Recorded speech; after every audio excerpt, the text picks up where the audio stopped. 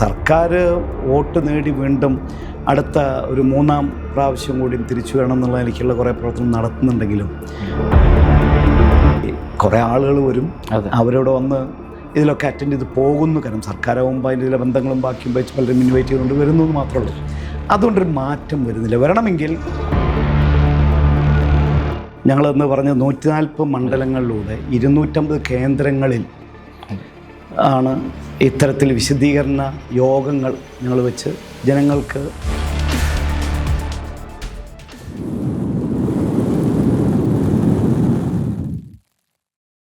ഏവർക്കും നിലപാടിലേക്ക് സ്വാഗതം. NCP സംസ്ഥാന അധ്യക്ഷൻ ശ്രീ NA മുഹമ്മദ് കുട്ടിയാണ് നമ്മോടൊപ്പം ചേരുന്നത്. നമസ്കാരം. നമസ്കാരം. സമീപകാല രാഷ്ട്രീയം ഇതുവരെ കണ്ടിട്ടില്ലാത്ത ഒരു ഐതിഹാസികമായ ഒരു യാത്രയ്ക്ക് ശേഷമാണ് അങ്ങ് നിലപാടിലേക്ക് എത്തിയിരിക്കുന്നത്. രാഷ്ട്രീയ വിശദീകരണ യാത്ര കേരളം കണ്ടിട്ടില്ലാത്ത അല്ലെങ്കിൽ വ്യത്യസ്തമായൊരു ആശയവും ആദർശവും എല്ലാം പറഞ്ഞുകൊണ്ടാണ് മുന്നോട്ട് പോയത്.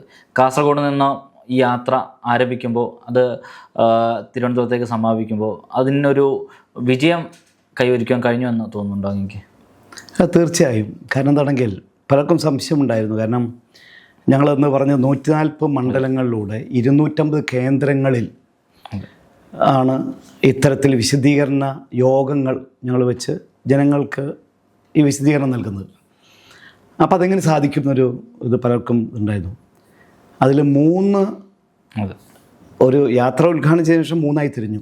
ഒന്ന് തീരദേശത്തുകൂടെ, ഒന്ന് ഹൈവേയിലൂടെ, ഒന്ന് മലയോര പ്രദേശത്തുകൂടെ. അങ്ങനെ എല്ലാ സ്ഥലങ്ങളിലൂടെയും കടന്നുകൊണ്ടാണ് ഞങ്ങൾ തിരുവനന്തപുരത്ത് 7 ദിവസം കൊണ്ടെത്തുന്നത്. അതിൽ തീർച്ചയായും ഈ വയനാട് ഞങ്ങൾക്ക് പോകാൻ പറ്റിയില്ല. കാരണം അന്ന് അവിടെ ഹർത്താലായിരുന്നുകൊണ്ട് അവിടുത്തെ 3 മണ്ഡലങ്ങൾ ചെയ്യാൻ പറ്റില്ല.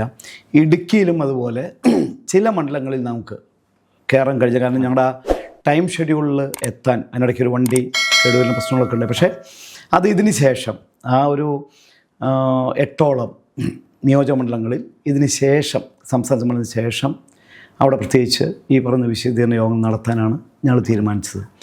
അതിൽ വിജയമെന്ന് പറഞ്ഞാൽ ഞങ്ങളെടുത്ത ആശയത്തിൻ്റെ പ്രത്യേകത ഉണ്ട്. ഇന്നേ വരെ കേരളത്തിലൊരു രാഷ്ട്രീയ പാർട്ടി മുതിരാത്ത, അതായത് ഇപ്പോൾ കേരളം മാറണം എങ്ങനെ മാറ്റുന്ന ചോദ്യമാണ്. അപ്പം എങ്ങനെ മാറ്റുന്നുണ്ടെങ്കിൽ ഞങ്ങളതിനെപ്പറ്റി സ്റ്റഡി നടത്തിയിരുന്നു. കേരളത്തിൽ ഇന്നത്തെ സാമ്പത്തികമായ പ്രശ്നങ്ങൾ പലതുകൊണ്ട് അതിന് മുന്നേറി പോകാനായിട്ട് സർക്കാർ വോട്ട് നേടി വീണ്ടും അടുത്ത ഒരു മൂന്നാം പ്രാവശ്യം കൂടി തിരിച്ചു വരണം എന്നുള്ള നിലയ്ക്കുള്ള കുറേ പ്രവർത്തനം നടത്തുന്നുണ്ടെങ്കിലും കൃത്യമായിട്ട് അതിനുള്ള ഫണ്ടില്ല. സെൻട്രൽ ഗവൺമെൻറ് തീർച്ചയായിട്ടും പലതും കൊടുക്കുന്നില്ല എന്നൊക്കെ പറഞ്ഞാൽ ചില കാര്യങ്ങളൊക്കെ ഉണ്ട്. പക്ഷേ ഇതേപോലെ പ്രശ്നങ്ങൾ തമിഴ്നാടുണ്ട്, അവർക്കും ഫണ്ട് കൊടുക്കുന്നില്ല. പക്ഷേ അവിടെ ഇൻഡസ്ട്രി ഉണ്ട്, റിസോഴ്സസ് ഉണ്ട്, കൃത്യം പൂൾ ചെയ്യാൻ കഴിയുന്നുണ്ട്. നമ്മുടെ കൂടുതൽ വരുമാനം ഈ NRI കമ്മ്യൂണിറ്റി നിന്നായിരുന്നു. അതിപ്പോൾ കുറഞ്ഞുകൊണ്ട് വരികയാണ്. മാത്രമല്ല ഇപ്പോൾ യൂറോപ്പിലോ അമേരിക്കയിലോ മറ്റു പോയിട്ടുള്ള ആളുകളൊക്കെ ഓൾമോസ്റ്റ് പെർമനൻറ്റ് സെറ്റിൽമെൻറ്റിലേക്ക് പോയി. ഇവിടെയുള്ള പ്രോപ്പർട്ടി അവർ ഇട്ടുകൊണ്ട് പോവാണ്. അപ്പോൾ അവർക്കിനി കേരളത്തിൽ താല്പര്യങ്ങളില്ല. അപ്പോൾ ആ നിക്ഷേപം വരുന്നില്ല. പിന്നെ ഗൾഫ് രാജ്യങ്ങളിലാണെങ്കിൽ ഇന്ന് വലിയ മാന്യത ഉണ്ട്, പ്രശ്നങ്ങളുണ്ട്. അപ്പോൾ അതുപോലെയുള്ള ഫണ്ടിൻ്റെ പിന്നെ തൊഴിലവസരം നഷ്ടപ്പെട്ട് പലരും തിരിച്ചു വന്നു കഴിഞ്ഞു. അപ്പം അതുകൊണ്ട് ആ ഒരു പ്രശ്നമുണ്ട്. എന്നാൽ ഇവിടെ നമുക്ക് ഇൻഡസ്ട്രി ഇല്ല, തൊഴിലവസരങ്ങളില്ല. അതിന് ഉണ്ടാക്കാനായിട്ട് ശ്രമങ്ങൾ ഇപ്പോൾ ഒരു ഗ്ലോബൽ ഇൻവെസ്റ്റേഴ്സ് മീറ്റ് നടത്തുന്നുണ്ട്. പക്ഷേ അതിലൊന്നും ഞാൻ പറയുന്നത് ജിമ്മ് 2003-2004 നടത്തി. 2009 അന്ന് ഞാൻ കേരള ചേംബറിൻ്റെ ഡയറക്ടറായിരിക്കുമ്പോൾ ഞങ്ങളാണ് അന്ന് ഈ ഗ്ലോബൽ ഇൻവെസ്റ്റേഴ്സ് മീറ്റിന് ശേഷം ഒരു ഫോക്കസ് കേരള എന്ന് പറഞ്ഞിട്ട് നടത്തി. 2012 വീണ്ടും ഉമ്മൻചാണ്ടി സർക്കാർ നേതൃത്വത്തിൽ വീണ്ടും നടത്തി. ഇപ്പോൾ വീണ്ടും വരുന്നു. കുറേ ആളുകൾ വരും, അവരോട് വന്ന് ഇതിലൊക്കെ അറ്റൻഡ് ചെയ്ത് പോകുന്നു. കാരണം സർക്കാരാകുമ്പോൾ അതിൻ്റെ ചില ബന്ധങ്ങളും ബാക്കിയും വെച്ച് പലരും ഇൻവൈറ്റ് ചെയ്തുകൊണ്ട് വരുന്നു എന്ന് മാത്രമേ ഉള്ളൂ. അതുകൊണ്ടൊരു മാറ്റം വരുന്നില്ല. വരണമെങ്കിൽ ഇവിടെ കാതലായ മാറ്റം കേരളത്തിന് വേണം. കാതലായ മാറ്റം എന്ന് പറഞ്ഞാൽ ഒന്ന്, ഇപ്പോൾ ഞാൻ ലോജിസ്റ്റിക്സ് ഇൻഡസ്ട്രിയിലുള്ള ഒരാളാണ്, വ്യക്തിയാണ്. അപ്പോൾ എനിക്ക് ഇവിടെ നിന്നുള്ള ഈ കാർഗോ മൂവ്മെൻറ്റ് വളരെ കൃത്യമായിട്ട് പറയാം. ഇപ്പോൾ നമ്മുടെ റോഡ് സൈഡിൽ കിടക്കുന്ന ട്രക്കുകൾ മുഴുവൻ നമ്മളൊരു കൺസ്യൂമർ സ്റ്റേറ്റാണ്. മറ്റ് സംസ്ഥാനങ്ങളിൽ നിന്ന്, ഇപ്പോൾ ആന്ധ്രയിൽ നിന്നോ കർണാടകയിൽ നിന്നോ തമിഴ്നാട്ടിൽ നിന്നാണ് നമ്മൾ പലതാളും വരുന്നത്, അല്ലെങ്കിൽ മഹാരാഷ്ട്രയിൽ നിന്നോ. അത് ഇവിടെ വന്ന് തിരിച്ചു കൊണ്ടുപോകാൻ അവർക്ക് യാതൊരു ലോഡും ഇല്ലാത്തതുകൊണ്ടായി ട്രക്ക് ഇവിടെ കിടക്കുന്നത്. ഒരാഴ്ച 10 ദിവസം കഴിഞ്ഞ ശേഷം കിട്ടുന്നത്. ചിലപ്പോൾ അവരിവിടുന്ന് കോയമ്പത്തൂർ പോയിട്ടോ അല്ലെങ്കിൽ മംഗലാപുരത്ത് പോയിട്ടാണ് ബാക്കിയുള്ള കിടന്ന് കിട്ടാതെ വരുമ്പോൾ തിരിച്ചു പോകുന്നു, കാലിയേറ്റ പോകുന്നു. അപ്പോൾ നമുക്ക് അതുകൊണ്ട് തന്നെ ഇവിടെ വരുന്ന നമ്മുടെ കാർഗോ എല്ലാം ഡബിൾ റേറ്റിലാണ് വരുന്നത്. തിരിച്ച് ലോഡില്ലാത്തതുകൊണ്ട് അവർ ചാർജ് ചെയ്യുന്നു. അപ്പോൾ ഇവിടെ എന്താ ഉള്ളത്? ഇപ്പോൾ കൊയർ പോലും ഇപ്പോൾ പൊള്ളാച്ചിയിൽ നിന്ന് ആണ് പിത്ത് കൊടുന്നിട്ട് ഇവിടെ കയറുണ്ടാക്കുന്നത്. നമ്മുടെ ഇവിടെ കോർപ്പിത്ത് പോലും ഇല്ല. മനസ്സിലായോ? അപ്പോൾ ആ ഇൻഡസ്ട്രി പോലും ഇന്ന് പോയി കഴിഞ്ഞു. കാഷ്യൂ നമുക്ക് കൊല്ലത്തുണ്ടായിരുന്നു, ഇപ്പോൾ ഒറീസയിലാണ്. ഇവിടുത്തെ കാഷ്യൂ കമ്പനി മിക്കവാറൊക്കെ പൂട്ടിക്കഴിഞ്ഞു. പിന്നെ ഫിഷാണ്, അത് മാത്രമാണ് ഈ ആലപ്പിയിൽ കുറച്ച് ഇത് ഉള്ളത്. അതും കുറഞ്ഞുകൊണ്ട് വരികയാണ് ഇപ്പോൾ പല പ്രശ്നങ്ങളൊക്കെ ഉണ്ട്. നമുക്ക് പിന്നെ ഉള്ളത് പ്ലൈവുഡ് ഇൻഡസ്ട്രീൻ്റെ കുറച്ച് പോകുന്നുണ്ട്, റബ്ബറിൻ്റെ കുറച്ച് ഇതുണ്ട്. ഇതല്ലാതെ ഇവിടുന്ന് പോകാൻ എന്താ ഉള്ളത്? മറ്റ് യാതൊന്നുമില്ല. അപ്പോൾ മാനുഫാക്ചറിങ് ഏരിയയിൽ വേണം. ഇപ്പോൾ ഐ ടിയിൽ ഇവിടെ കുറച്ച് ഇൻഡസ്ട്രീസ് ഒന്നും ഉള്ളതുകൊണ്ടൊന്നും അതിന് മറ്റുള്ള ഇത്തരത്തിലുള്ള സാധ്യതകൾ കുറവാണ്. അപ്പോൾ സ്റ്റാർട്ടപ്പ് കുറേ തുടങ്ങി, പലതും പൂട്ടി. അപ്പോൾ തൊഴിലവസരങ്ങൾ ഇവിടെ ഇല്ല. അപ്പം അതുകൊണ്ട് തന്നെ നമുക്ക് സാമ്പത്തികമായിട്ട് മുന്നേറാൻ കഴിയുന്നില്ല. അപ്പോൾ ആ പ്രശ്നങ്ങൾക്ക് പരിഹാരം കാണുന്നതിനാണ് ഞങ്ങൾ കേരളം മാറണം. പക്ഷെ മാറണം എന്ത് വേണം? താൽക്കാലികമായിട്ട് ഇതിനൊരു പ്രതിവിധി കാണേണ്ടതുണ്ട്. അതിന് ചെലവ് ചുരുക്കണം. പക്ഷേ ചെലവ് ചുരുക്കാൻ ഞങ്ങൾ ഇതിലൂടെ ഉടനീളം പറഞ്ഞത് PSC മെമ്പേഴ്സിനെ 21 നിന്ന് 9 ആക്കണം എന്നാണ്. പക്ഷേ അത് കഴിഞ്ഞ് ഞങ്ങൾ ഇത് അവസാനിക്കുന്ന സമയത്ത് കാണുന്നെന്താ, 21 നിലനിർത്തിക്കൊണ്ട് അവർക്കെല്ലാം 1 ലക്ഷം രൂപ സാലറി കൂട്ടി ഓട്ടോമാറ്റിക്കലി അവരുടെ പെൻഷൻ കൂടുന്നു, നടക്കുന്നതാണ്. അതേസമയം സാധാരണക്കാരായ പാവപ്പെട്ട, അതായത് ആശാ വർക്കേഴ്സ് എത്ര 10-12 ദിവസമായിട്ട് സമരമാണ്. 2 മാസം കൊടുക്കാമെന്ന് പറഞ്ഞ് മുഴുവൻ കൊടുക്കാമെന്ന് പറഞ്ഞിട്ടില്ല. പക്ഷെ കൂട്ടുന്നില്ല. കൂട്ടിയതാരുടെ? PSC അംഗങ്ങളുടെ കൂട്ടുന്നു. അതേപോലെ തോമസ് മാഷ്ക്ക് ട്രാവലിൻ്റെ എക്സ്പെൻസ് 5 ലക്ഷം 15 ലക്ഷമാക്കി കൊടുക്കുന്നു. ഇതല്ലാതെ മറ്റൊന്നും സർക്കാർ ചെയ്യുന്നില്ല. അപ്പോൾ ഇവിടെയാണ് പ്രശ്നം. ആ മാറ്റം വരണമെങ്കിൽ ഞങ്ങൾ യാത്രയിലൂടെ നീളം കുറേ കാര്യങ്ങൾ പറഞ്ഞു. ഏതാണ്ട് 100-ലധികം മാറ്റങ്ങൾ കേരളത്തിൽ കൊണ്ടുണ്ട്. ഈ PSC പോലെ അതിൽ ഒട്ടനവധി കോർപ്പറേഷൻസ് ഉണ്ട്. അതായത് ഇപ്പോൾ അഗ്രികൾച്ചർ ഡിപ്പാർട്ട്മെൻറ്റ് പോലും 40 കോർപ്പറേഷൻ ഉണ്ട്. കൃഷി 76% കർഷകരുണ്ടായിരുന്നു, ഇപ്പോൾ 35% ആയി കഴിഞ്ഞു. മനസ്സിലായോ? എന്നിട്ടും ഈ 40 കോർപ്പറേഷൻ നിലനിൽക്കുകയാണ്. ഇതിലെല്ലാം നഷ്ടത്തിലാണ്, കൃഷി വളരുന്നില്ല. അപ്പോൾ എന്തിന് ഈ ഘടകകക്ഷികൾക്ക് സ്ഥാനമാനങ്ങൾ കൊടുക്കുന്നതിന് വേണ്ടി കുറേ ഈ ഇത്തരം കോർപ്പറേഷൻ ഉണ്ട്. ഞാൻ പറയുന്നത് ഓരോ ഡിപ്പാർട്ട്മെൻറ്റും 2-3 പോലെ മന്ത്രിമാരെന്നെ ശരിക്കും പറഞ്ഞാൽ നമ്മുടെ വികേന്ദ്രീകരണം വന്നപ്പോൾ അതിൽ പല വകുപ്പുകളും ഗവൺമെൻറ് ഏറ്റെടുത്തുകൊണ്ട് ആണ് ഇരിക്കുന്നത്. ഇവിടെ 8-9 അല്ലെങ്കിൽ മാക്സിമം ഒരു 10 വകുപ്പുകളുടെ ആവശ്യമുള്ളൂ. മന്ത്രിമാരെ കുറയ്ക്കാം, അതും കൂട്ടല്ലേ. അതായത് 2.5 വർഷം വെച്ച് കൊടുക്കുമ്പോൾ 30 സ്റ്റാഫുള്ള 60 സ്റ്റാഫിന് നമുക്ക് ലയബിലിറ്റി വരാണ്. അപ്പോൾ അത്തരത്തിലുള്ള കുറേ മാറ്റങ്ങളാണ് ഞങ്ങൾ പറഞ്ഞത്. അതിന് മുന്നണിക്കപ്പുറം നിന്നുകൊണ്ട്, ഇപ്പോൾ 3 മുന്നണികളാണല്ലോ പ്രബലമായിട്ട് നിൽക്കുന്നത്. സാധാരണ മുന്നണിയില്ലെങ്കിൽ നമുക്കൊന്നും ചെയ്യാൻ പറ്റില്ല എന്നുള്ളൊരു ജനങ്ങളുടെ ഒരു ചിന്ത ഉണ്ട്, രാഷ്ട്രീയ പാർട്ടികളുണ്ട്. അത് മാറ്റണം. മുന്നണികൾക്കപ്പുറം നിന്നുകൊണ്ട് കേരളത്തിൻ്റെ മാറ്റത്തിന് വേണ്ടി ശ്രമിക്കണം. അത് പൊളിറ്റിക്സിനപ്പുറം നമ്മൾ സഹകരിക്കണം. ഇതായിരുന്നു ഞങ്ങൾ വെച്ച ഈ പറയുന്ന ആശയം. ഒരു പുതിയ ആശയമാണ്.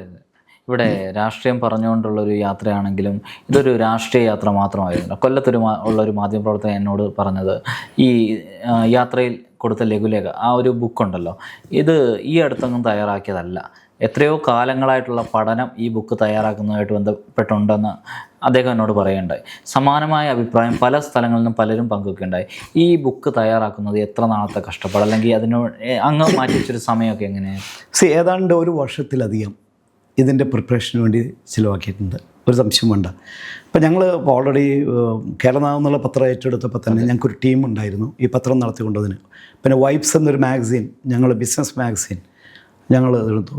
അതേപോലെ തന്നെ ഒരു ചേംബർ ചെയ്യാൻ തുടങ്ങി, chamber of commerce industry for MSME എന്നുണ്ട്. കാരണം MSME സെക്ടർ എന്ന് വളരെ ഇതായിട്ട് വരികയാണ്. സെൻട്രൽ ഗവൺമെൻറ് ഒട്ടനവധി MSME സെക്ടറിന് വളരെതായിട്ടുള്ള പല ആനുകൂല്യങ്ങളുണ്ട്.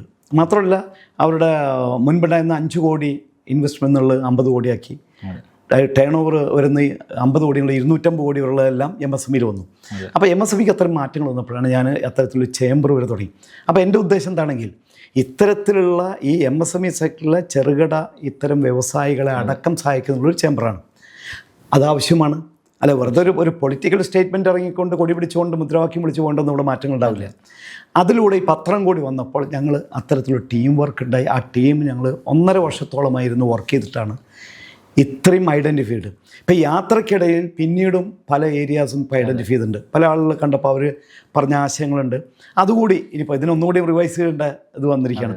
അതുകൂടി ഉൾപ്പെടുത്തിക്കൊണ്ടായിരിക്കും ഞങ്ങൾ ഒരു പ്രകടന പത്രിക എന്ന് പറഞ്ഞിട്ട് ഇറക്കാൻ പോകുന്നത്. ശരിക്കും പ്രകടന പത്രിക നിയമവിധേയമാക്കണം എന്ന് പറഞ്ഞിട്ട് ഞാൻ കേസ് കൊടുത്താളാണ്.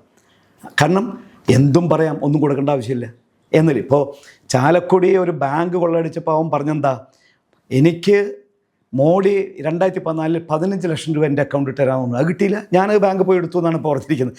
അവനെ തമാശ രൂപത്തിലാണെങ്കിൽ അവനെങ്ങനെ ഈ കേസിൽ അറസ്റ്റ് ചെയ്യാമെന്നൊരു ചോദ്യം ചോദിക്കുകയാണ്. മനസ്സിലാവും. അപ്പോൾ ഫ്രീ ബീസ് എന്നുള്ളത് മാറ്റി നിയമവിധേയമാക്കിയാൽ അത് നടത്താത്ത രാഷ്ട്രീയ കക്ഷികളുടെ അതായത് അംഗീകാരം എടുത്ത് കളയണം. മാത്രമല്ല, ഒരു പ്രകടനപത്രിക ഇറക്കുമ്പോൾ അത് ഇലക്ഷൻ കമ്മീഷൻ വെറ്റ് ചെയ്യണം. ഇപ്പോൾ CAG പോലുള്ള സംഘങ്ങൾ ബാക്കി അങ്ങനത്തെ ഉള്ള ആളുകളെ ഒഫീഷ്യൽസ് വെച്ചുകൊണ്ട് കമ്മിറ്റി ഉണ്ടാക്കി ഇവിടെ ഒരു സംസ്ഥാനത്തിന് നൽകാൻ കഴിയുന്നതാണെങ്കിൽ മാത്രമേ അത് കൊടുക്കാൻ പാടുള്ളൂ എന്നുള്ള നിയമം കൊണ്ടുവന്നാൽ തീർച്ചയായിട്ടും മാറ്റങ്ങൾ ഉണ്ടാകും. അത്തരത്തിൽ വ്യത്യസ്തമായ മാറ്റങ്ങൾ ഉൾക്കൊണ്ടിട്ടുള്ളൊരു ബുക്കാണ് ഞങ്ങൾ റിലീസ് ചെയ്തത്. അതെ, കാസർഗോഡ് നിന്ന് അങ്ങ് ആരംഭിച്ച യാത്ര കോഴിക്കോട്ടേക്ക് വരുമ്പോൾ NCP-എസിൻ്റെ സംസ്ഥാന അധ്യക്ഷ സ്ഥാനം ചാക്കോയ്ക്ക് നഷ്ടപ്പെടുകയാണ്. അവിടെ അങ്ങ് വർഷങ്ങളോളം ഈ PSC നിയമനവുമായിട്ട് ബന്ധപ്പെട്ട നിയമ നടപടികൾ നടത്തിയ ഒരാളാണ്. ഇന്ന് ചാക്കോ പുറത്തേക്ക് പോകുമ്പോഴും PSC നിയമനം തന്നെ ഒരു ചർച്ചയാകുന്നുണ്ട്. കാലം ഒന്നിനും കണക്ക് ചോദിക്കാതെ പോകില്ല എന്നതിൽ അങ്ങ് വിശ്വസിക്കുന്നുണ്ടോ? അല്ല, ഒരു സംശയവും വേണ്ട. ഈ ഘടകകക്ഷികൾ തെറ്റ് ചെയ്യുമ്പോൾ അവരെ പ്രൊട്ടക്റ്റ് ചെയ്ത് പോകുന്നൊരു ഗവൺമെൻറ്റിന് ഏൽക്കുന്ന ഏറ്റവും വലിയ പ്രഹരമാണ്. ഇതൊന്നല്ല, മനസ്സിലായി. ഞാൻ അന്നേ പറഞ്ഞു ചാക്കോ രാജിവെക്കുന്നത്. കാരണം തെളിവുകളുണ്ട്. തെളിവുകളില്ലാതെ മൂവാറ്റുപുഴ വിജിലൻസ് കോടതി കേസ് എടുത്തുകൊണ്ട് ഗവൺമെൻറ്റിനോട് പ്രോസിക്യൂഷൻ അനുമതി നൽകണമെന്ന് പറയില്ലല്ലോ. അപ്പം അതുപോലും നൽകിയിട്ട് ഗവൺമെൻറ് ഇരുന്നു. ക്രൈംബ്രാഞ്ചിന് പിന്നീട് അത് അന്വേഷണം കൊടുത്തു. ഞാൻ എൻ്റെ എല്ലാ തെളിവുകളും മൊഴിയും ഞാൻ കൊടുത്തു. പക്ഷേ എന്നിട്ടും ഒരു തെളിവില്ല എന്നുള്ള എനിക്ക് മിണ്ടാണ്ടിരിക്കുകയാണ്. അപ്പോൾ അന്നേ പറഞ്ഞ ചാക്കോ രാജിവെക്കുകയാണ് നല്ലത്. പക്ഷേ അവസാനം തിരുവനന്തപുരത്ത് ചെന്നപ്പോൾ ഇതേ കാരണം പറഞ്ഞുകൊണ്ട് ഈ പറയുന്ന അഴിമതിയുടെ കാര്യം പറഞ്ഞപ്പോൾ അദ്ദേഹം സമ്മതിക്കേണ്ടി വന്നു. അഴിമതി നടന്നിട്ടുണ്ട്, പക്ഷെ ഞാനല്ല, എൻ്റെ സെക്രട്ടറിയെ വാങ്ങിച്ചെന്ന് പറഞ്ഞു. സെക്രട്ടറി ആർക്കൊക്കെ പൈസ കൊടുത്തു, എവിടെ നിന്നെല്ലാം പൈസ കിട്ടി, ചാക്കോൻ്റെ അക്കൗണ്ടിലേക്ക് എത്ര പോയി എന്നുള്ളത് ആ മൊഴിയിലും അദ്ദേഹത്തിൻ്റെ സെക്രട്ടറി പറഞ്ഞ വോയിസും ഉണ്ടെങ്കിൽ, അപ്പോൾ ആ സെക്രട്ടറി പറഞ്ഞ വോയിസ് ചാക്കോക്കെയാണ് കിട്ടിയിട്ടുള്ളത്. അപ്പോൾ ഇതിൽ അവിശ്വസിക്കേണ്ട ആവശ്യമാണ്. അപ്പോൾ അത് വളരെ ക്ലിയറാണ്. പിന്നെ ഒരു രക്ഷയുമില്ലാത്തതുകൊണ്ട് മാത്രം ഇതിപ്പോൾ NCP-എസിൽ നടന്ന ഇപ്പോഴത്തെ സംഭവ വികാസം എന്ന് പറയുന്നത്, ഇപ്പോൾ തോമസിനെ മന്ത്രിസ്ഥാനം ഇല്ലാത്തതുകൊണ്ട് ഇപ്പോൾ സ്റ്റേറ്റ് പ്രസിഡൻ്റാക്കാൻ പോകുന്നു. അതിലും ചാക്കോയും തോമസും കൂടിയുള്ളൊരു കളിയാണ്. ഒരു രക്ഷയില്ലാത്തതുകൊണ്ട് തോമസ് രാജിവെക്കുമെന്ന് പറഞ്ഞു. രാജിവെച്ചാൽ അത് വലിയ പ്രശ്നമാവും, പാർട്ടിക്കും ക്ഷീണമാവും എന്നുള്ളതുകൊണ്ട് അവസാനം കണ്ടൊരു സൊല്യൂഷനാണ് ചാക്കോ തൽക്കാലം പിന്മാറുന്നു, എന്നിട്ട് തോമസിനെ ഇതാക്കുന്നു എന്നൊരു. കാരണം എന്താ, ശശീന്ദ്രൻ മന്ത്രിയായിട്ട് അവസാനിക്കുള്ളൂ, അദ്ദേഹത്തിന് വയ്യ, ബാക്കിയുള്ളവർക്കാണെങ്കിലും CPM ആ നിലയ്ക്ക് മുഖ്യമന്ത്രി പറഞ്ഞപ്പോൾ ഇനി വേറെ രക്ഷയില്ല. അപ്പോൾ ഉള്ളതുകൊണ്ട് തൃപ്തിപ്പെട്ടുകൊണ്ട് തൽക്കാലം പിടിച്ചു നിൽക്കാൻ തോമസിനും ചാക്കോയ്ക്കും കൂടി അവർ രണ്ടാളും കൂടി ആലോചിച്ചൊരു വഴിയാണ് ഇപ്പോഴത്തെ ഒരു സൊല്യൂഷൻ എന്നുള്ളത്, വേറൊന്നുമില്ല. ഇവിടെ ഈ ഏത് മുന്നണിയാണേലും അതിനുള്ളിലെ ചെറു ഘടകകക്ഷികൾ ഈ വലിയേട്ടം മനോഭാവത്തിന് ഇരകളാകുന്നെന്ന് രാഷ്ട്രീയ കേരളത്തോട് തുറന്നു പറഞ്ഞത് അങ്ങാണ്. അതിനുശേഷം ഈ യാത്രയിൽ പലയിടത്തും പല ഘടകകക്ഷി നേതാക്കളുമായി അങ്ങ് ആശയവിനിമയം നടത്തുകയും ചെയ്തിട്ടുണ്ട്. NCP എന്ന രാഷ്ട്രീയ സംഘടന കേരളത്തിൽ മറ്റൊരു മുന്നണിക്ക് രൂപം നൽകുന്ന ഒരു സാഹചര്യത്തിൽ ഈ ചെറു ഘടകകക്ഷികൾക്ക് വലിയ ഒരു സ്പേസ് ഉണ്ടാകും. രാഷ്ട്രീയത്തിൽ നമുക്കൊന്നിനെ പറ്റിയും നേരത്തെ കാണാൻ കഴിയില്ല. ഇന്നത്തെ അവസ്ഥയല്ല നാളത്തെ, പല മാറ്റങ്ങളുണ്ടാവും. അപ്പോൾ ആശയങ്ങളാണ് ഞങ്ങൾ മുന്നോട്ട് വിടുന്നത്. ആ ആശയം ഉൾക്കൊണ്ടുകൊണ്ട് ഇത്തരത്തിലുള്ള 3 മുന്നണികളിലും നിൽക്കുന്ന ഈ ചെറിയ പാർട്ടികൾ, ഇതിലെ ആശയങ്ങൾ വളരെ കൃത്യമാണല്ലോ, അവരെയും കൂടി ബാധിക്കുന്നതാണ്.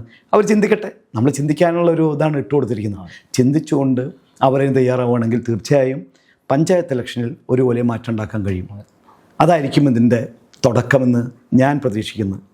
NCP സംസ്ഥാന സമ്മേളനത്തിലേക്ക് പോവുകയാണ്. ഇവിടെ മന്ത്രിയും പരിവാരങ്ങളും ഉള്ളവർക്ക് പോലും നടത്താൻ കഴിയാത്തതിന് അപ്പുറത്തേക്ക് ഒരു വലിയ സംസ്ഥാന സമ്മേളനത്തിന് കൊച്ചി സാക്ഷ്യം വഹിക്കാൻ പോവുകയാണ്.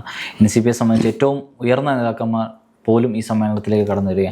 എങ്ങനെയാണ് സമ്മേളനം രാഷ്ട്രീയ കേരളത്തോട് എന്താണ് പറഞ്ഞു വെക്കാൻ പോകുന്നത്? ഈ പൊതുവെ പലർക്കും ഒരു ധാരണ ഉണ്ട്. അതായത് NCP എന്ന് പറയുമ്പോൾ ചാക്കോ ആണ്, അതേപോലെ ശശീന്ദ്രനാണെന്നുള്ളത്. മനസ്സിലായോ? അതൊന്നുമല്ല എന്നുള്ളത് തെളിയിക്കുന്നതാണ് ഈ സമ്മേളനം. കാരണം അവരുടെ കൂടെ ആളുകളില്ല. അതിൽ കുറേ നല്ല ആളുകൾ നമ്മളോട് തന്നു. മറ്റു പലരും ഇന്ന് വരാൻ ശ്രമിച്ചപ്പോൾ ഇങ്ങോട്ട് വരണ്ടെന്നും പറഞ്ഞു. കാരണം വെച്ച് കഴിഞ്ഞാൽ ഞങ്ങൾ ഉദ്ദേശിക്കുന്നത് NCPയെ, പണ്ട് കാലത്ത് ഒരു കോൺഗ്രസ് എസ്സിനെ സംശുദ്ധ കോൺഗ്രസ് എന്ന് പറഞ്ഞിരുന്ന ആ ഒരു കാലഘട്ടം ഉണ്ടായിരുന്നു. ഈവൻ ആൻ്റണിയും KP ഉണ്ണീഷനൊക്കെ ഉണ്ടായിരുന്ന ഒരു കാലഘട്ടം. ആ കാലഘട്ടത്തിലേക്ക് ഇന്നത്തെ NCP വരുന്നത് കോൺഗ്രസ് എസ് നിന്നാണല്ലോ. അപ്പോൾ ആ കാലഘട്ടത്തിലെ കോൺഗ്രസ് എസ് എന്ന് പറയുന്നത് എല്ലാവരും ആക്സെപ്റ്റ് ചെയ്യുന്ന വളരെ ഇത്തരം അഴിമതികളോ അല്ലെങ്കിൽ മറ്റുള്ള വേണ്ടാത്ത കാര്യങ്ങളൊന്നും ഇല്ലാത്ത കുറേ ആളുകളായിരുന്നു. അതിലേക്ക് തിരിച്ചു കൊണ്ടുപോകുക എന്നുള്ളതാണ് ഞങ്ങൾ ഉദ്ദേശിക്കുന്നത്. അപ്പോൾ അത് ജനങ്ങളിലേക്ക് എത്തിച്ചിരിക്കുന്നു, ആശയങ്ങൾ എത്തിച്ചിരിക്കുന്നു. ഇതിൻ്റെ പിന്നിൽ പ്രതീക്ഷിക്കുന്നതിനപ്പുറമുള്ള ആളുകൾ ഇപ്പോൾ ഇത് കാസർഗോഡ് നിന്ന് തന്നെ തുടങ്ങിക്കഴിഞ്ഞു. മനസ്സിലായോ? എല്ലാ ജില്ലകളിൽ നിന്നും വിവിധ പാർട്ടികളിൽ നിന്നുള്ള ആളുകൾ, മനസ്സിലായോ, ഇന്നുകൂടി, അതായത് കേരള കോൺഗ്രസ് നിന്നുള്ള അറിയപ്പെടുന്ന ഒരാൾ ഇന്ന് ഞങ്ങളോട് നാളത്തെ സമ്മേളനത്തിൽ പങ്കെടുക്കുകയാണ്. അതേപോലെ നേരത്തെ മറ്റ് പാർട്ടികളിൽ നിന്ന് പലരും ഞങ്ങളുടെ കൂടെ കൂടിയിട്ടുണ്ട്. അപ്പോൾ ഈ സമ്മേളനം ഒരു വൻ വിജയമായിരിക്കും, ഒരു സംശയമില്ല. ഇവിടെ മലപ്പുറത്ത് പത്രസമ്മേളനത്തിനിടെ അങ്ങ് ഇപ്പം പലരും നിങ്ങൾ NDAയോടൊപ്പം അല്ലേ, അല്ലെങ്കിൽ കേന്ദ്രത്തിൽ BJPക്കൊപ്പം അല്ലേ എന്നുള്ള ആക്ഷേപങ്ങൾ പല സാഹചര്യം അങ്ങ് മലപ്പുറത്ത് പറഞ്ഞത്, ഞാൻ സ്വാതന്ത്ര്യ സമരത്തിൻ്റെ ചരിത്രം പേറുന്ന ഒരു കുടുംബത്തിൽ നിന്ന് ഉള്ള ഒരു അംഗമാണ്, ഒരിക്കലും സംഘപരിവാറുമായിട്ട് യാതൊരു സന്ധി ചെയ്യപ്പെടുന്ന സാഹചര്യം ഉണ്ടാകില്ല എന്ന് അങ്ങ് പറഞ്ഞു. അങ്ങേ ഇപ്പോഴും വിമർശിക്കുന്നവർക്കുള്ള കൃത്യമായ മറുപടി ആയിരുന്നില്ലേ ഇത്? ഇതിൽ പ്രശ്നം എവിടെയെന്നുണ്ടെങ്കിൽ, ഈ ചോദിക്കുന്നൊരു വെറുതെ ചോദ്യത്തിന് വേണ്ടിയിട്ട് ഒരു ചോദ്യം എറിയാറില്ലേ, അതിന് വേണ്ടിയായിരുന്നു മാത്രം. കാരണം ഇവർക്ക് എല്ലാവർക്കും അറിയാം, ഇന്ത്യയിൽ ഒരു പാർട്ടിക്കും എല്ലാ സംസ്ഥാനത്തും ഒറ്റ ഇത് നടപ്പിലാക്കാൻ പറ്റില്ല, നിലപാട് എടുക്കാൻ പറ്റില്ല. അതിന് ഏറ്റവും വലിയ ഉദാഹരണമില്ല, കേരളത്തിൽ പോലും CPM ഇവിടെ ലീഗിനോടും കോൺഗ്രസിനോടും എതിരാണെങ്കിലും തൊട്ടപ്പുറത്തെ തമിഴ്നാട്ടിലെടുക്കുന്ന ഇതെന്താ, കർണാടകയിൽ നിന്നിപ്പോൾ വേറെതാണ്. മനസ്സിലാവും. SDPയും അതുപോലെ ജമാഅത്ത് ഇസ്ലാമിയുടെ അവരുമായിട്ടും അവിടെ CPMന് കൂട്ടുണ്ട്. ഞാൻ പറയുന്നത്, ആ ഒരു അവസ്ഥയിൽ വ്യത്യസ്ത നിലപാടുകളാണ് ഓരോ സംസ്ഥാനത്തും എടുക്കുന്നത്. ഇപ്പോൾ ഞാൻ ദേശീയ കമ്മിറ്റികളിലാണ്, വർക്കിംഗ് കമ്മിറ്റിയിലെ മെമ്പർ കൂടിയാണ്. അപ്പം ഏത് ഡിസിഷൻ എടുക്കുമ്പോഴും അതിലൊക്കെ ഉൾപ്പെട്ടൊരു വ്യക്തിയാണ്. ഞങ്ങളെടുത്ത ഡിസിഷൻ എന്താണെങ്കിൽ, NCPയുടെ എന്താണോ ശരിക്കും നിലപാട്, ആ നിലപാടൊന്നും മാറിപ്പോണ്ട. മഹാരാഷ്ട്രയിൽ ഒരു അവസരത്തിൽ അത്തരത്തിൽ പാർട്ടി നിലനിർത്തുന്നതിന് വേണ്ടി അങ്ങനെ തീരുമാനമെടുക്കേണ്ടുന്ന ഗവൺമെൻറ് നിലനിർത്തുന്നതിന് വേണ്ടിയിട്ട് അതവിടെ മതി. അതുകൊണ്ടാണല്ലോ ഇപ്പോൾ ഡൽഹിയിൽ 30 പേരെ നിർത്തിക്കൊണ്ടാണ് ഞങ്ങൾ ഒറ്റയ്ക്ക് മത്സരിച്ചിട്ടുള്ളത്. ഞങ്ങൾക്ക് NDAയുടെ കൂടെ സീറ്റ് തരാമെന്ന് പറഞ്ഞല്ലേ, ഇവിടെ 1-2 സീറ്റ് ജയിക്കാമായിരുന്നില്ല അവിടെ നിന്നിട്ട്. അതല്ല, കാശ്മീരിലും അങ്ങനെയാണ്, ജാർഖണ്ഡിലും അങ്ങനെയാണ്, അതുമാതിരി അരുണാചൽ പ്രദേശ് ഞങ്ങൾ ഒറ്റയ്ക്ക് മത്സരിച്ചിട്ടുള്ളത്, നാഗാലാൻഡിലും. അപ്പോൾ ഇവിടെ എല്ലാം ഞങ്ങളെടുത്ത നിലപാട് ഒന്നാണ്, പാർട്ടിയുടെ ഐഡൻറ്റിറ്റി നിലനിർത്തുന്നു NCP എന്നുള്ളത്. ഈ പറയുന്ന ചില സംസ്ഥാനങ്ങളിൽ അവിടുത്തെ സാഹചര്യങ്ങളനുസരിച്ച്, കേരളത്തിലെ സാഹചര്യം, ഇവിടെ എല്ലാവരും ഞങ്ങൾ NCPയിലുള്ള ആളുകൾ ഒട്ടുമിക്കവരും കോൺഗ്രസിൽ നിന്ന് വന്നവരാണ്. കോൺഗ്രസ് എന്ന് പറഞ്ഞാൽ പഴയ കോൺഗ്രസിൽ നിന്നുള്ളവരാണ്. കോൺഗ്രസിനെ എതിർത്തുകൊണ്ട് LDFയിൽ വന്നു. അപ്പോൾ വേണമെങ്കിൽ LDFയിലോ UDFയിലോ എന്നതിനപ്പുറം ചിന്തിക്കാൻ ഇവിടെ കേരളത്തിൽ കഴിയില്ല. അതുകൊണ്ടാണ് അത് വളരെ വ്യക്തമാക്കിയിട്ടുണ്ട്. പിന്നെ ഈ പറയുന്ന ആളുകൾ തന്നെ ചോദ്യം ചോദിച്ച ആളുകൾ എനിക്കറിയാം, അവർ തന്നെ CPMൻ്റെ ഇപ്പോഴത്തുള്ള നയം എന്താ, കൃഷ്ണൻകുട്ടി അവിടെ ഇരിക്കുകയാണ്. മനസ്സിലായോ? അപ്പോൾ അത് കുഴപ്പമില്ല, ഞങ്ങളോട് ചോദ്യം ചോദിക്കൽ മാത്രമേ ഉള്ളൂ. അപ്പോൾ അത് തെറ്റാണെന്നാണ് ഞാൻ പറയുന്നത്. ഒരിക്കലും ഞങ്ങൾക്ക് അതിനൊരു NDAയുടെ കൂടെ പോകുന്നൊരിത് ഉണ്ടാവില്ല കേരളത്തിൽ. നമ്മുടെ വ്യാവസായിക മന്ത്രിയുടെ ഒരു നുണ കൂടി പൊളിഞ്ഞിരിക്കുകയാണ്. ഒരു പ്രത്യേക പദ്ധതി സംസ്ഥാനം ഒന്നാണെന്നുള്ള മന്ത്രിയുടെ വാദത്തിന് ഈ പദ്ധതി കഴിഞ്ഞ 5 വർഷമായിട്ട് ഇല്ല എന്നാണ് കേന്ദ്രമന്ത്രി മറുപടി നൽകിയിരിക്കുന്നത്. വാ തുറന്നാൽ നുണ മാത്രം പറയുന്ന ഒരാളായിട്ട് കേരളത്തിൻ്റെ വ്യാവസായിക മന്ത്രി മാറിയിട്ടില്ലേ? അല്ല, കേരളത്തിൻ്റെ ഇതിലെ വിഷയം എന്താണെന്ന് നമ്മളത് മനസ്സിലാക്കേണ്ടത്. പിടിച്ചു നിൽക്കണം. അതെ, പിടിച്ചു നിൽക്കണമെങ്കിൽ ഇവിടെ കുറേ ഫണ്ട് വരണം. മനസ്സിലായി? ഫണ്ട് വരാതെ അപ്പോൾ കേരളത്തിന് പ്രശ്നങ്ങളൊന്നുമില്ല എന്ന് പറയുന്നതിലേക്ക് പറഞ്ഞുകൊണ്ടേയിരിക്കണം.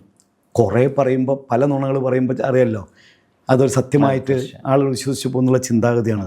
അതാണ് ഇവിടെ നടക്കുന്നത്. വാസ്തവത്തിൽ ഈ പീയൂഷ് ഗോയൽ പറഞ്ഞ് വളരെ കറക്റ്റല്ലേ, ഇവിടെ അത് UN-ൻ്റെ പ്രോജക്റ്റായിരുന്നു, അത് നിർത്തിയില്ല, UN തന്നെ നിർത്തി. പിന്നെ എങ്ങനെ ഇന്ത്യയിൽ ബാക്കി കണ്ടിന്യൂ ആണ്? ഞാൻ പറയുന്നത് മേക്ക് ഇൻ ഇന്ത്യയുടെ ഭാഗമായിട്ടാണ് ഇത്തരത്തിൽ ഈസ് ഓഫ് ഡൂയിങ് ബിസിനസ്സിൻ്റെ ഇത് കൊണ്ടുവന്നത്. പക്ഷേ അത് വേൾഡ് ഓവർ അതിനുള്ള പല പ്രശ്നങ്ങളെ കൊണ്ടോ എന്തോ UN നിർത്തിയത്. ഇപ്പോഴും ഇവരിത് പറഞ്ഞിട്ടാണ് നിൽക്കുന്നത്, ഈസ് ഓഫ് ഡൂയിങ് ആണ് ഞങ്ങൾ ഈ ചെയ്യുന്നത്. ഇതിൽ ശ്രദ്ധിക്കേണ്ട കാര്യം, ഇവിടെ ഒട്ടനവധി രജിസ്ട്രേഷൻ നടന്നിട്ടുണ്ട്. പക്ഷേ രജിസ്ട്രേഷനൊന്നും ഇത്തരത്തിൽ ഗവൺമെൻറ്റിൻ്റെ ഇത് വന്നതുകൊണ്ട് പുതുതായില്ല. എക്സിസ്റ്റിംഗ് ആയിട്ടുള്ള യൂണിറ്റുകൾ ഒന്നിൽ GSTയിൽ നിന്ന് രക്ഷപ്പെടാൻ 20 ലക്ഷത്തിൻ്റെ ലിമിറ്റിൽ നിർത്താൻ, അല്ലെങ്കിൽ 50 ലക്ഷത്തിൻ്റെ ലിമിറ്റ് നിർത്തിയിട്ട് 6% കൊടുക്കാൻ, അങ്ങനെ ഉള്ളതിന് വേണ്ടി എക്സിസ്റ്റിംഗ് ആയിട്ടുള്ള ഇപ്പോൾ 1 കോടി വരുമാനമുള്ള ആളുകൾ ടേൺ ഓവറിലാണെങ്കിൽ 1-2 കമ്പനികളൊക്കെ ആയിട്ട് അവരിത് ചെയ്തിട്ടുണ്ട്. മറ്റൊന്ന്, സ്ത്രീകൾക്ക് സ്പെഷ്യലായിട്ടുള്ളത് വന്നു MSMEയുടെ അതിൽ. ബാങ്കിൽ നിന്ന് ലോൺ കിട്ടണമെങ്കിൽ അവർക്ക് ഗ്യാരണ്ടി വേണ്ട എന്നുള്ള 10 ലക്ഷമോ 5 ലക്ഷത്തിൻ്റെ ഒക്കെ വന്നിട്ടുണ്ട്. അപ്പോൾ എന്ത് ചെയ്തു, പലരും അവരുടെ ഭാര്യമാരിൽ പുതിയ ഉദ്യാൻ ലൈസൻസ് എടുത്തു, അതിന് പുതിയ കമ്പനി രജിസ്റ്റർ ചെയ്തു. ഇതൊന്നും നേരത്തെ രജിസ്റ്റേർഡ് അല്ല. ഒരു ബേക്കറി ആണെങ്കിലും അതിന് ഉദ്യാന രജിസ്ട്രേഷൻ നിർത്തില്ല, ഇപ്പോൾ എടുക്കേണ്ടൊന്നും. അങ്ങനെ വന്നതാണ് ഇവർ 9 മാസം കൊണ്ട്. ഞങ്ങളുടെ ഒരാഴ്ച ഒരു വർഷത്തിൽ 1 ലക്ഷം രജിസ്ട്രേഷൻ ഉള്ളത് 9 മാസം കൊണ്ട് 1.25 ലക്ഷം വന്നു എന്ന് പറഞ്ഞാൽ അതിൻ്റെ ഏറ്റവും വലിയ തെളിവല്ലേ. അതായത് 30,000 GST ഇവിടെ പുതു വന്നിട്ടുള്ളൂ. അപ്പോൾ അതിൻ്റെ അർത്ഥം എന്താ, ഈ 30,000ഉം ഈ സ്പ്ലിറ്റ് ചെയ്ത ചില യൂണിറ്റിന് അത് ആവശ്യമായിട്ട് വന്നപ്പോൾ അതിനെടുത്തിട്ടുള്ള പുതുതായിട്ടൊന്നും ഇവിടെ വന്നിട്ടില്ല. അപ്പോൾ ഇനി മറ്റൊന്ന്, ഇപ്പോൾ മാർച്ച് 3-ാം തീയതി പുതിയ വിദ്യാഭ്യാസ നയം പ്രൈവറ്റ് യൂണിവേഴ്സിറ്റികൾക്ക് കൊണ്ടുവരാൻ വേണ്ടി ബില്ല് കൊണ്ടുവരികയാണ്. അതിൻ്റെ പ്രശ്നം എന്താ, സർക്കാർ 2,500 കോടി ഏറ്റവും എളുപ്പത്തിൽ, കാരണം ഇവിടെ പൂട്ടിക്കിടക്കുന്ന എഞ്ചിനീയറിംഗ് കോളേജ് 100 ഉണ്ട്. മുൻപ് 84 അന്ന് പുതിയ നയം വന്നപ്പോൾ 200ഓളം, 84 ആദ്യം വന്നു, പിന്നെ 200-ലധികം എഞ്ചിനീയറിംഗ് കോളേജ് വന്നു, അതിൽ പകുതിയിലധികം പൂട്ടി. അപ്പോൾ അവർക്ക് 25 ഏക്കർ സ്ഥലവും ഈ 2 ലക്ഷം സ്ക്വയർ ഫീറ്റ് ബിൽഡിംഗ് ഉണ്ട്. ഇവിടെ 10 ഏക്കറേ പറയുന്നുള്ളൂ. എഞ്ചിനീയറിംഗ് നടത്തുന്നുണ്ടെങ്കിൽ തന്നെ അതിൻ്റെ ഭാഗമായിട്ട് 10 ഏക്കർ കൂടി ഇതുകൊണ്ട് അവർക്ക് അവിടെ പ്രൈവറ്റ് യൂണിവേഴ്സിറ്റി കൊണ്ടുവരാം. എനിക്ക് ഉറപ്പുണ്ട് അങ്ങനെ വരുമ്പോൾ പല ഫോറിൻ യൂണിവേഴ്സിറ്റീസും ഇവരുമായി ടൈപ്പിൽ 100-ലധികം യൂണിവേഴ്സിറ്റി വരും. അപ്പോൾ എന്താണ്, 25 കോടി ഡെപ്പോസിറ്റ് വരുമ്പോൾ 2,500 കോടി അടുത്ത ഇലക്ഷന് മുമ്പ് ഒരു 2,500 crores ഇവിടെ ഗവൺമെൻറ് കിട്ടും. അപ്പം അതിനുകൂടി ഇവിടെ വികസനം ഉണ്ടെന്ന് പറഞ്ഞിട്ട് ഇത്തരത്തിൽ കാട്ടിക്കൂട്ടുക എന്നല്ലാതെ മറ്റൊന്ന്, ഇപ്പം ഞാൻ നടത്തുന്ന കമ്പനി മനസ്സിലായോ, ഇവർ എല്ലാം ക്ലിയർ ആണെന്ന് പറയുന്നുള്ളൂ. ഫൈറ്റ് ചെയ്തിട്ടാണ് എനിക്ക് പെട്രോൾ പമ്പിൻ്റെ സാങ്ഷൻ ഒന്ന്, മനസ്സിലായോ, 4 കൊല്ലം കിട്ടാതെ. ഇപ്പോൾ ഈ വർഷം വീണ്ടും അതിന് ചെറിയൊരു കാരണം പറഞ്ഞിട്ട് ഞങ്ങൾ ലീസിന് കൊടുത്തൊരു വെയർ ഹൗസുള്ള അവിടുത്തെ പേപ്പർ കത്തിക്കുന്നതിൻ്റെ ഫോട്ടോ എടുത്തുകൊണ്ട്, അത് ഇവിടെ 1 വർഷത്തേക്കുള്ള പൈസ അടച്ചിട്ടുണ്ട്, മുനിസിപ്പാലിറ്റി ആൾക്കാർ വന്നിട്ടുണ്ട് ഇത് കൊണ്ടുപോകാൻ, പക്ഷേ എടുക്കുന്നില്ല, കൊണ്ടുപോകുന്നില്ല. അപ്പോൾ അവരെന്ത് ചെയ്തു, ആ പേപ്പർ എടുത്ത് അതിന്മേൽ ഫോട്ടോ എടുത്തിട്ട് 80,000 രൂപ ഫൈൻ ഉണ്ട്, അടച്ചാലേ ലൈസൻസ് തരുള്ളൂ എന്ന് പറഞ്ഞു. മനസ്സിലായോ? ഞാൻ പറഞ്ഞു നോട്ടീസ് തരാൻ പറഞ്ഞു, ഇത് നോട്ടീസ് തരുന്നില്ല. അപ്പോൾ ഇവിടുത്തെ ഇൻഡസ്ട്രീസ് നടത്തുന്നവർ പോലും ഇത്തരം പ്രശ്നങ്ങളിരിക്കുകയാണ്. ഞാൻ ഉദ്ദേശിച്ചു എനിക്ക് ആ നോട്ടീസ് കിട്ടുകയാണെങ്കിൽ ആഗോള സംഘം നടക്കുമ്പോൾ തന്നെ അവർ പറയാലോ ഇതാണ് അവസ്ഥ എന്ന് പറയാം, പക്ഷേ നോട്ടീസ് തരുന്നില്ല. ഇതാണ് ഇവിടുത്തെ അവസ്ഥ. എക്സിസ്റ്റിംഗ് യൂണിറ്റുകളുടെ പ്രശ്നം ഇതാണെങ്കിൽ പുതുതായിട്ട് വരുന്നവരുടെ പ്രശ്നം എന്തായിരിക്കും? അപ്പം അതൊന്നും കാണിച്ചു കൂട്ടുക, കുറേ പൈസ ചിലവാക്കുക, ഇതുപോലെ പലതും ചെയ്തിട്ടുണ്ടല്ലോ. സർക്കാർ അനാവശ്യമായി സ്പെൻഡ് ചെയ്യാണ്, ഒരു യാഥാർത്ഥ്യം അതിലില്ല. അതിലെ ഏറ്റവും ഇതാണല്ലോ, ഇതിനു മുമ്പ് കേരള സഭ നടത്തുന്നു, അല്ലെങ്കിൽ മറ്റു പല നവകേരള സദസ്സ് നടത്തുന്നു. ഇതിനൊന്നും യാതൊന്നും അതിൻ്റെ ഫേർദറൻസ് പിന്നീട് വരുന്ന എന്തെല്ലാം നേടിയെന്ന് വെച്ചാൽ ഒന്നുമില്ല. ആളുകളൊക്കെ ക്യൂ നിന്നിട്ട് നവകേരള സദസ്സിൽ പോയിട്ട് അവർ ആപ്ലിക്കേഷൻ കൊടുക്കലും ബാക്കിയുണ്ടായത് അതെല്ലാം തിരുവനന്തപുരത്ത് ഇപ്പോൾ ഓരോ ജില്ലകളിലേക്ക് വിട്ടു. ഒരു ഇതുണ്ടല്ലേ, അപ്പോൾ മന്ത്രിമാർ ഇവർ പോയതെന്തില്ല, ഒന്നുമില്ല. It's not going to happen. ആഗോള സംഗമം നടക്കുന്നു എന്ന് പറഞ്ഞല്ലോ, അത് ഒരു ധൂർത്ത് സംഗമത്തിനപ്പുറത്തേക്ക് എന്തെങ്കിലും കേരളത്തിൻ്റെ ഏതെങ്കിലും ഒരു മുന്നേറ്റത്തിന് സാക്ഷ്യം വഹിക്കുമെന്ന് തോന്നുന്നുണ്ട്? പ്രാക്ടിക്കലായി ബേസിക്കലി ഇവിടെ കുറേ ചേഞ്ചസ് ആദ്യം വരണം, മനസ്സിലായോ? ഇപ്പോൾ ഇന്നത്തെ പത്രത്തിൽ ഇവിടെ കോഴിക്കോടാണോ അല്ല വണ്ടൂർ, മലപ്പുറം ജില്ലയിൽ വണ്ടൂരിൽ ഒരു കട എത്രയോ ദിവസമായി CITU കയറ്റിറക്കിൻ്റെ പ്രശ്നമായിട്ട് പൂട്ടിയിട്ടിരിക്കുന്നതിൻ്റെ പടമടക്കം കൊടുത്തിട്ടുണ്ട്, മനസ്സിലായോ? അപ്പോൾ നമുക്ക് ഊഹിക്കാവുന്നുള്ളൂ എന്താണ് ഈ പറയുന്ന അവിടെ നിന്ന് പറയാമെന്നല്ലാതെ ബേസിക്കലി ഇത്തരം താഴെത്തട്ടിൽ മാറ്റങ്ങൾ കൊണ്ടുവരാതെ ഇവിടെ ഒന്നും നടക്കാൻ പോകുന്നില്ല. ആ മാറ്റങ്ങൾ കൊണ്ടുവരുന്നതിനാണ് സർക്കാർ ആദ്യം വേണ്ടത്. എന്നിട്ട് വേണമായിരുന്നു ഇത്തരത്തിലുള്ള ആളുകൾ വിളിച്ച് ഇപ്പം എല്ലാം ക്ലിയർ ആണെന്ന് പറയാനായിട്ട്. അപ്പം എനിക്ക് എൻ്റെ ഒരു ഇതും അതുമാതിരി ഒരു സംഗമം നടത്തി കുറേ പൈസ ലോക്കുന്നു മാത്രമേ ഉള്ളൂ. കേരള രാഷ്ട്രീയത്തിൽ കുറച്ചും കൂടി മികച്ചൊരു എൻട്രിയിലേക്ക് NCP മാറുകയാണ്. NCPയുടെ സംസ്ഥാന സമ്മേളനവും കഴിഞ്ഞുപോയ രാഷ്ട്രീയ വിശദീകരണ യാത്രയും അതിൻ്റെ സൂചനകളാണ് നൽകുന്നത്. അടുത്ത ആഴ്ച വീണ്ടും കാണാം. അതുവരേക്കും നമസ്കാരം.